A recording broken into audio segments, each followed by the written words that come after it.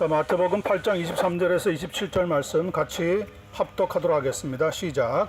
배에 오르심에 제자들이 따랐더니 바다에 큰 놀이 일어나 배가 물결에 덮이게 되었으되 예수께서는 주무시는지라. 그 제자들이 나와 깨우며 이르되 주여 구원하소서, 우리가 죽겠나이다. 예수께서 이르시되 어찌하여 무서워하느냐, 믿음이 작은 자들아 하시고 곧 일어나서 바람과 바다를 꾸짖으시니 아주 잔잔하게 되었더라. 그 사람들이 놀랍게 여겨 이르되 이가 어떠한 사람이기에 바람과 바다도 순종하는가 하더라. 아멘. 자, 오늘 말씀의 제목입니다. 어찌하여 무서워하느냐. 한국은 내일이 추석입니다. 물론 우리 여기 시간으로 그렇죠. 집에 있든지 타지에 나가 있든지 어디에 있든 내일은 고향이 그리워지는 날이기도 합니다. 제가 아직 초등학교에 다니고 있을 때, 지금은 돌아가셨지만 제 막내 삼촌이 노래를 곧잘 하신 분인데 제게 가르쳐 주었던 고향이라고 하는 노래가 생각이 납니다. 고향 고향 내 고향, 밭꽃 피는 내 고향, 담 밑에 석류 익은 아름다운 내 고향. 고향 고향 내 고향, 바다 푸른 내 고향, 석양의 노를 따라 물 새우는 내 고향. 그때 당시 저는 부산에 살고 있었는데 제 막내 삼촌이 저를 귀엽게 생각하셨는지 바닷가에도 데려가시고, 그때는 아직 혼자 계실 때니까 그런 것도 있었겠지만 산에도 데려가시고, 그러면서 이런 노래들을 하나 둘 가르쳐 준 기억이 납니다. 우리의 삶에 있어서 이런 추억들이 기억으로 남는다는 것이 저는 자그마한 행복이라고 생각을 합니다. 여러 가지 경험들이 있겠지만 오늘 본문에 보면 그런데 잊지 못할 경험을 하고 있는 제자들을 보게 됩니다. 큰 파도가 덮쳤는데 그 파도에서 구출되게 되는 놀라운 경험입니다. 말씀을 같이 살펴보시면서 함께 귀한 은혜를 나누게 되기를 간절히 소원합니다. 자, 23절 24절 봅니다. 배에 오르심에 제자들이 따랐더니 바다에 큰 놀이 일어나 배가 물결에 덮이게 되었으되 예수께서는 어떻게 하시더라고요? 주무시더라. 오늘 본문과 아주 비슷한 내용이 마가복음 4장 35절 41절 그리고 누가복음 8장 22절 25절에도 적혀 있습니다. 특별히 마가복음 4장 35절에 보면 해가 저물 때인데 지금 해가 지려고 하는데 예수님께서 제자들에게 우리가 저편으로 건너가자 그렇게 말씀을 하셨다고 합니다. 그 건너편은 거라사인의 지방이라고 부르는 곳인데 군대 귀신 들린 자가 한 번씩 소동을 일으키고 있는 그러한 동네였습니다. 거라사인이라고 하는 것은 지명이 아닙니다. 거라사가 지명이고 우리가 해인사 법주사 하는 불당이 있는 절간을 말하듯이 그런 어떤 장소가 아니라 이 거라사라고 하는 것은 의자라고 하는 뜻을 가지고 있는 것인데 그런 동네, 거라사라고 하는 동네에 살고 있는 사람들이다, 그런 뜻을 가지고 있습니다. 왜 한국에 계실 때 저 사람 광주 사람이야, 저 사람 대전 사람이야, 저 사람 대구 사람이야 이렇게 이야기할 때 아 그렇구나 라고 하는 생각을 갖게 하는 것처럼 저 사람은 거라사인이야 그러면은 이스라엘 사람들은 그 동네가 아마 의자를 많이 잘 팔던 그런 동네였는지 혹은 그 동네에 들어가면 모양이 의자같이 생긴 동네인지는 잘 모르겠지만 하여튼 그런 이름을 가지고 있다고 합니다. 자, 이제 배를 타고 본문에 보니까 갈릴리 바다, 즉 큰 호수죠. 바다를 건너고 있는 그 당시의 모습이 나오는데 여러분들이 아마 상상으로 떠올려 보시길 바랍니다. 어떠한 모습일까? 예수님은 그동안 밀려드는 사람들로 인해서 눈코 뜰 새 없이 바쁘시고 피곤하셨기 때문에 배에 오르시자마자 고물에 누워서 어떻게 하셨습니까? 주무시기를 시작하셨다고 했어요. 그동안의 제자들은 노를 저으면서 이런 말 저런 말을 나누고 배 여기저기 앉아서 아마 대화를 이어나가고 있었을 겁니다. 그런데 문제가 생겼습니다. 24절에 보니까 바다에 큰 놀이 일어나 배가 물결에 덮치게 되었더라. 갑자기 감당치 못할 광풍이 몰아쳐오면서 파도가 배를 덮쳐버리게 되었더라는 거예요. 그저 지나가는 잔잔한 그러한 작은 파도가 아니었습니다. 큰 놀이 일어났다고 했습니다. 그것은 아주 대단히 큰 파도를 동반한 광풍을 말합니다. 그 파도에 자칫하면 사람이 휩쓸려 떠내려갈 수도 있는 그런 큰 파도였다고 하는 의미입니다. 우리는 생각하기를 예수님을 믿으면 그때부터 아무런 문제가 없이 평탄한 삶을 살아가게 될 것으로 생각합니다. 그렇게 믿는 사람들이 많이 있습니다. 그런데 우리의 현실에서는 그렇지 않는 경우가 더 많다는 것을 우리는 살아오면서 깨닫게 되었습니다. 그럴 때 우리 생각 속에서 마음 속에서 뭐가 일어납니까? 갈등이 생깁니다. 아니 하나님 믿는데 왜 이럴까? 아니 예수님 믿는데 우리의 문제들이 왜 이렇게 자꾸 크고 작은 것들이 생겨날까? 오늘 예수님의 제자들도 아마 그랬던 것 같아요. 하나님의 아들이라고 해서 따라왔는데 여기까지 이렇게 큰 파도가 덮쳐서 죽을 지경에 이르게 될 줄 누가 알았겠어요? 여러분들은 어떻게 생각합니까? 더 늦기 전에 지금이라도 믿는 거 슬쩍 포기하고 에이 그만둬 버릴까? 아니면은 그래도 끝까지 믿는 예수님을 손을 붙잡고 가는 곳까지 따라갈까? 어떤 쪽일 것 같아요? 그냥 손을 에이 놔버릴까요? 안 되죠. 그럴 때일수록 더 꽉 단단히 붙잡아야 한다는 것을 성경은 말씀하고 있습니다. 예수님께서 겟세마네 동산에서 제자들과 기도하실 때 일어났던 일을 기억합니까? 갑자기 들어닥친 한 무리의 사람들이 나타나서 예수님을 잡아갈 때에 제자들 모두는 대부분 다 도망치고 말았다고 했습니다. 그때 다른 제자들은 예수님을 다 버리고 다 도망치도록 나는 예수님을 모른다고 하지 않고 죽는 데까지도 따라가기를 각오했습니다 했던 베드로는 어디에 있었을까요? 성경에 보면 누가복음 22장 54절에 예수를 잡아 끌고 대제사장 집으로 갈 때 베드로가 어떻게 따라가더라? 멀찍이 따라가더라.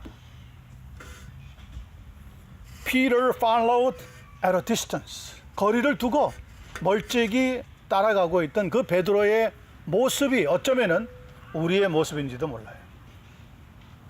우리도 예수님 믿는다고 하면서 교회 오면은 정신을 바짝 차리지만 교회를 떠나고 나면 느슨한 마음으로 멀리 예수님을 부인하는 건 아니지만 멀리 따라가면서 믿음 생활할 때가 많이 있다는 것을 고백하지 않을 수가 없습니다. 그랬던 멀찍이 따라갔던 그 베드로가 나중에 어떻게 했습니까? 예수님을 아예 모른다고 3번이나 부인하는 안타까운 지경에까지 도착했더라는 것을 우리는 기억합니다. 여러분, 예수님 믿는다고 어려움이 닥치지 않는 것이 아닙니다. 누가 그랬습니까? 예수님 믿으면 그때부터 불행 끝 행복 시작이라고. 아니 예수님 믿는 게 무슨 유행가 가사인 줄 아세요? 어떤 면에서는 예수님을 믿는 까닭에 세상의 불신자보다 더 많은 어려움과 곤란한 일을 만날 수 있다는 것을 기억해야 합니다. 그러나 두려워하시지 마시기 바랍니다. 찬송가 이런 찬송 아시죠? 내 평생 소원 이것뿐. 그 찬송가 3절 보시면 불같은 시험 많으나 겁내지 맙시다. 구주의 권능 크시니 이기고 남겠네.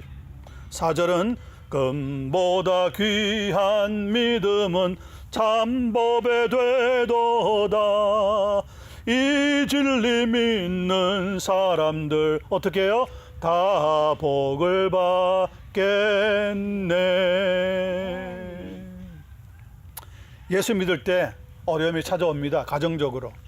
우리 박 권사님 같이 가족 중에 한 사람이 우리보다 먼저 세상을 떠나는 아픔도 있을 수가 있습니다. 그럴 때일수록 믿는 손길을 놓거나 뿌리치는 것이 아니라 끝까지 붙잡고 더 바짝 예수님께 가까이 가서 신앙생활 감당해 나갈 수 있는 한 분 한 분 되시기를 예수님의 이름으로 간절히 축원합니다. 아멘. 두 번째 25절 26절 보겠습니다. 25절입니다. 그 제자들이 나와 깨우며 이르되 주여 구원하소서 우리가 죽겠나이다. 26절 예수께서 이르시되 어찌하여 무서워하느냐 믿음이 작은 자들아 하시고 곧 일어나서 바람과 바다를 꾸짖으시니 어떻게 되었더라고요? 아주 잔잔하게 되었더라. 한번 따라합니다. 아주 잔잔하게 되었더라. 아멘. 그 제자들이 나와서 주여 구원하소서 우리가 죽겠나이다 라고 외쳤다 그랬어요. 여러분 얼마나 다급했으면 체면불구하고 우리가 죽겠나이까 라고 죽겠나이다 하고 예수님에게 호소를 했겠어요. 그런데 예수님은 26절에 보세요. 이렇게 말합니다. 어찌하여 무서워하느냐 믿음이 어떤 사람아?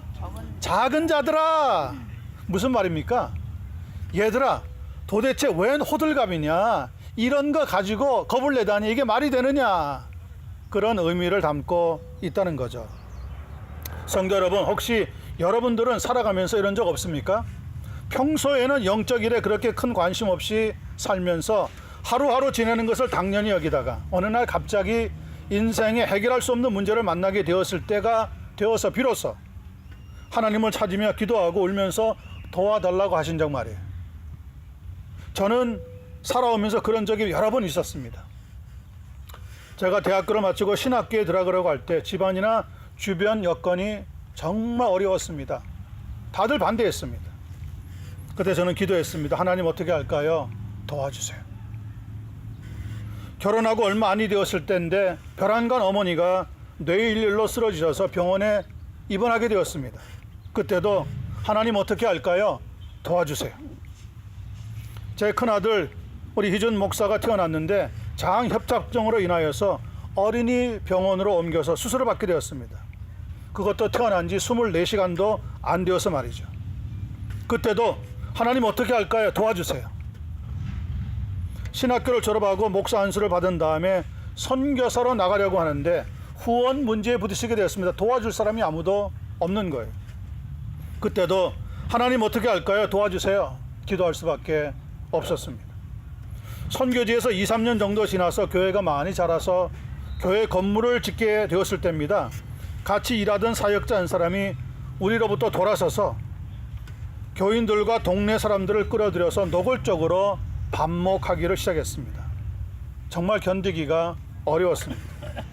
하루는 몇몇 안 남은 성도들과 옹기종기 모여서 저녁 예배를 드리려고 하는데 그만 소름이 터져 나와 버렸어요. 제가 울면서 기도하고 설교하면서 하나님께 이렇게 말했습니다. 하나님 어떻게 할까요? 도와주세요.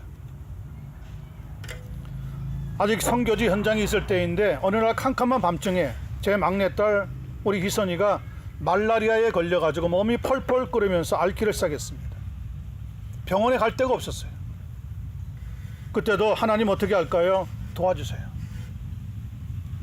미국에 돌아와서 이민교회를 사역하면서도 여러 번 이런 일들을 만났습니다. 때로는 교회적으로 어려움, 때로는 성도들 가정의 어려움.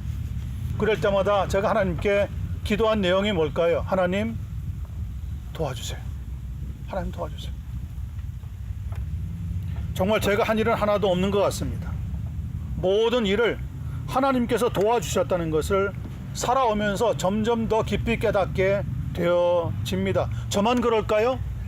아마 여러분들도 그런 일들을 많이 만났으리라고 생각합니다. 그럴 때마다 여러분들은 하나님 앞에 하나님 어떻게 할까요? 도와주세요. 그렇게 기도하셨을 줄로 믿습니다. 내가 할 만하니까 감당한 것이 아닙니다. 내가 감당할 수 없는 일이 생겼는데 하나님 앞에 매달리면서 때로는 울면서 하나님 어떻게 할까요? 도와주세요. 그렇게 기도했을 때 하나님께서 우리를 불쌍히 여겨주시고 그 어려움을 이겨낼 수 있도록 축복해 주시게 된 것을 믿습니다. 오늘 본문에도 보니까 큰 풍랑을 만났을 때 제자들의 모습이 딱 그겁니다. 그들은 주무시는 예수님을 깨우시면서 이렇게 얘기했습니다. 주여 구원하소서 우리가 죽게 되었나이다. 우리가 죽겠나이다.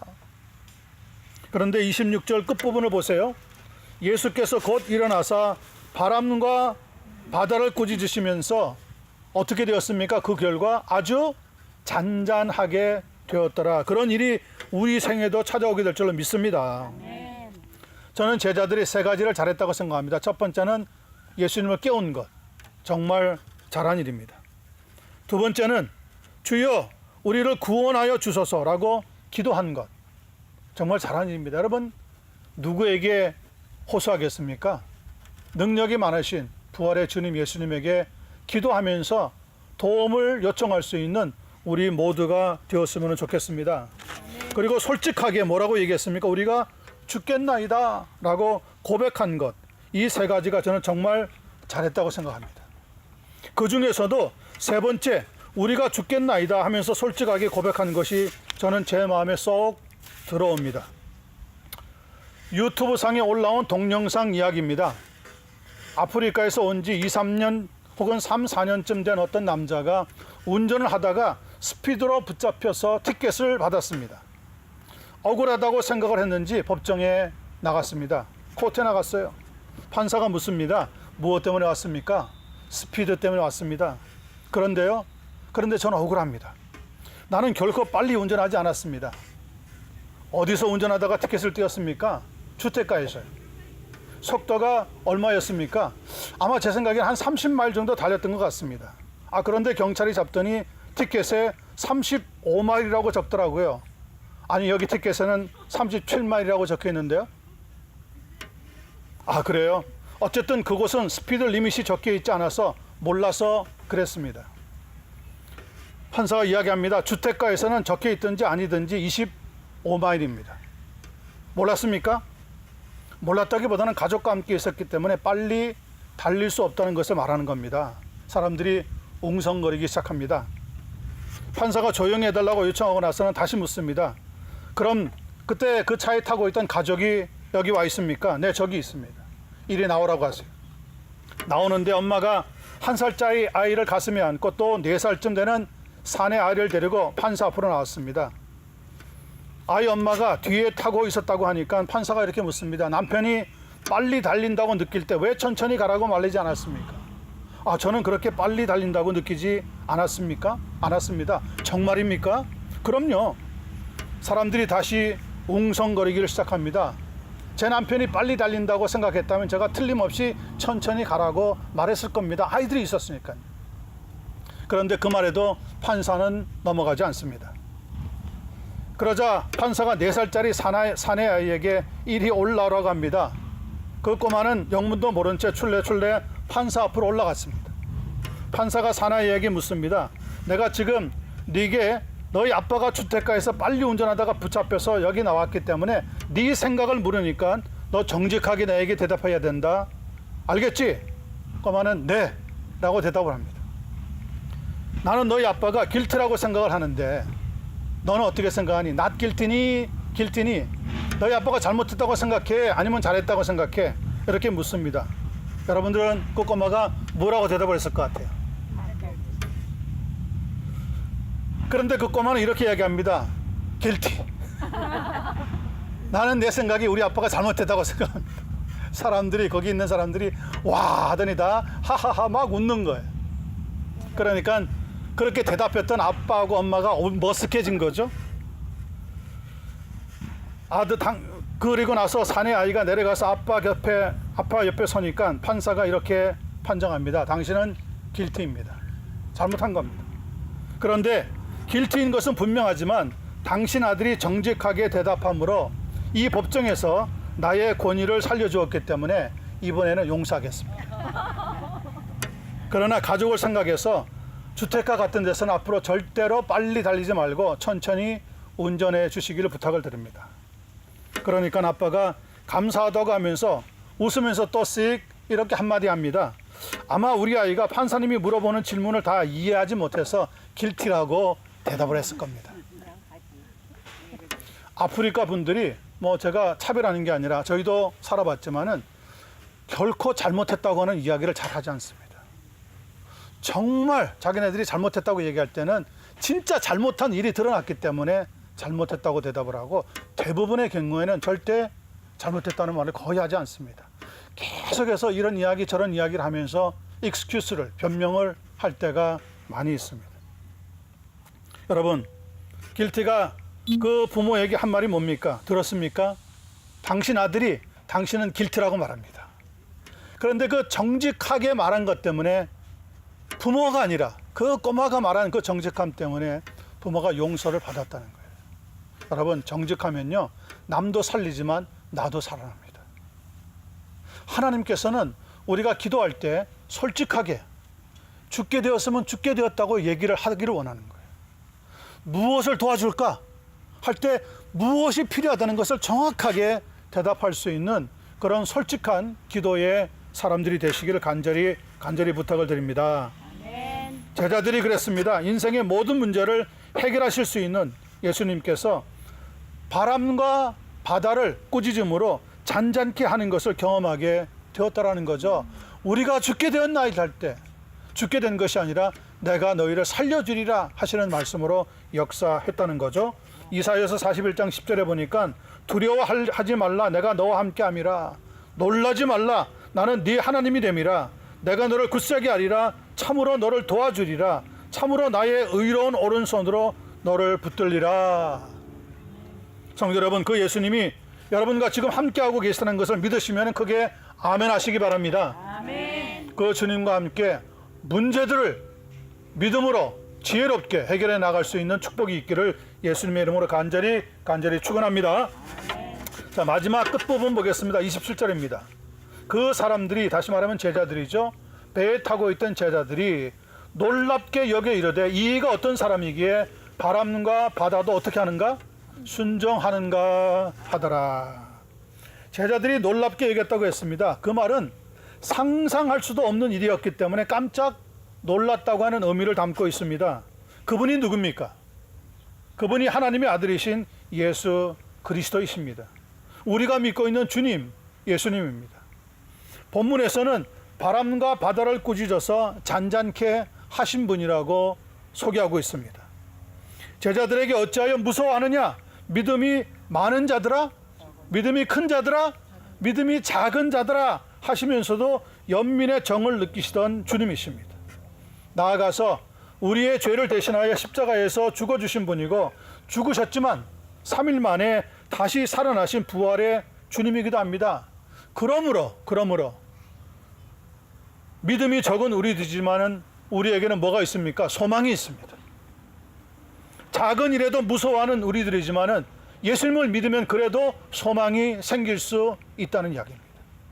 여러분 앞에 고난과 바람과 풍랑이 있을 수 있습니다. 그럴 때 우리의 믿음이 작아질 수 있습니다. 절망 가운데 고통스러워할 수 있습니다. 그럴 때 우리는 믿음을 놓으려고 하는 유혹이 생길 수도 있습니다. 앞으로도 혼자 감당할 수 없는 커다란 파도에 휩쓸려서 어려움을 매면서 쩔쩔맬 때도 있습니다. 여기 제자들이 바로 그때 주님에게 올려드렸던 기도 소리를 들으시길 바랍니다. 주님을 깨우시고 나서 이렇게 기도했다고 했습니다. 주님, 저희가 지금 죽을 것 같습니다. 제발 저희를 도와주십시오. 우리가 주님, 저를 이 난관에서, 이 어려움에서 구해 주실 수 있는 주님을 믿습니다 라고 이야기할 때 주님께서는 우리를 틀림없이 도와주시게 될 줄로 확신합니다. 아멘. 물론 우리가 때때로 인생의 고난 속에서 고통을 당하고 힘들고 어려워할 수 있습니다. 그러나 이 고난 속에서도 문제를 해결해 줄 수 있는 분은 내가 아니라 이 세상을 붙잡고 통치해 나가시는 하나님의 능력이 있다는 것을 믿게 되는 것, 바로 그것은 저는 축복 중에 축복이라고 확신합니다. 바로 얼마 전에 스탠리 하워 워스라고 하는 신학자의 아픈 개인사에 관한 글을 읽게 되었습니다. 스탠리 하워 워스라고 하는 사람이 그의 아내와 결혼하고 얼마 지나지 않아서 자기 부인이 심각한 정신질환을 앓고 있다는 것을 발견하게 되었습니다. 그는 그런 아내와 살면서 미칠 듯한 고통과 외로움을 감내하며 살아갔습니다. 결국 결혼 24년 만에 자기 부인이 자기와 이혼하고 자기 곁을 떠나겠다고 하는 소식을 보내왔습니다. 24년이나 그 정신질환 앓고 있는 부인을 돌본 것도 힘든데 마지막에 자기 곁을 떠나겠다고 하는 그 부인을 그는 마음이 아프지만 그 아내를 놓아주었습니다. 얼마나 공허하고 얼마나 마음이 아팠겠어요. 그런데 수년이 지나서 자기 아내가 정신병원에서 죽었다고 하는 소식이 들려왔습니다. 아내는 자기를 사랑해서 24년 동안이나 고생하고 있는 그 남편을 그냥 혼자 둘 수가 없었던 겁니다. 그래서 스스로 자기가 남편 곁을 떠나기로 결정을 해버렸던 거죠. 그런 뒤에 정신병원에 들어가서 쓸쓸히 혼자, 더 이상 간호해주는 남편도 옆에 없이 쓸쓸히 혼자 정신병원에서 죽어가고 말았던 거예요. 그의 아들이 어렸을 때 엄마 때문에 불평을 하면서 시간을 왜 나와 보내주지 않느냐고 하면은 엄마가 앓고 있는 병을 설명하면서 그런 병보다 더 어려운 병을 갖고 있는 그런 부모를 만난 아이들도 이렇게 힘든 상황을 지나갈 때 견뎌내는데 너도 견뎌내라고 타일렀다고 합니다. 그런데 장례식장에서 그렇게 펑펑 울고 있는 자기 아버지를 붙잡고 이제 어른이 다 된 아들이 이렇게 얘기해 주더랍니다. 아빠는 그렇게 힘들 때 30대 중반이셨잖아요. 그런데 저는 겨우 그때 7살이었다고 해요. 그때서야 스탠리 하월 신학자는 자기 자신만 어려웠고 하나님을 원망했지 자기 아들이 얼마나 큰 부담을 가지고 살아갔을지 생각을 못했다고 고백을 했습니다. 그런데 그런 고난이 그의 신학을 깊이 만들게 되는 축복이 되게 되었다는 겁니다. 또 신학계의 거성으로 알려져 있는 벤자민 워필드라고 하는 목사님은 신혼여행 중에 같이 밖으로 나갔다가 아내가 갑자기 번개를 맞고 불구가 된 이래 평생 그 아내를 간호하기 위해서 2시간 이상 집을 비워본 적이 없다고 합니다. 설명할 수 없는 우리 인생의 아픔들이 찾아오죠. 저도 겪었고 우리 박정일 권사님도 겪었고 아마 여러분들도 다 겪었을 줄로 압니다. 그러나 이렇게 믿음을 가지고 살아갔던 사람들은 자신들 앞에 부딪혀온 집채보다 더 큰 인생의 파도 앞에서 자기들을 돕고 있는 주님의 손을 꼭 붙잡고 신실하게 믿음으로 자신들의 삶을 살아갔다고 우리 앞에 고백하고 있습니다. 제자들 보십시오. 이가 어떠한 사람이기에 바람과 바다도 순종하는 거 하면서 깜짝 놀랬다고 합니다. 스탠리 하워워스라든지 벤자민 워필드 같은 목사님도 역시 자신들에게 부딪혀왔던 외로움과 고통과 아픔을 잠재워 주시는 예수님으로 인하여서 깜짝 놀라는 삶을 경험했을 겁니다. 우리 역시 앞으로도 더욱 놀랄만 일이 생기겠지만 그럴 때마다 우리와 함께 하시는 예수님께서 깜짝 놀랄 수 있는 도움의 축복을 허락해 주시게 되기를 간절히 소원합니다. 아멘. 여러분 실망하지 마시고 어려워도 절대 정직을 버리지 마시고 하나님 앞에 늘 기도하면서 그 고통과 아픔을 이겨낼 수 있는 믿음의 승리자가 되시기를 예수님의 이름으로 간절히 축원합니다. 아멘. 기도하겠습니다.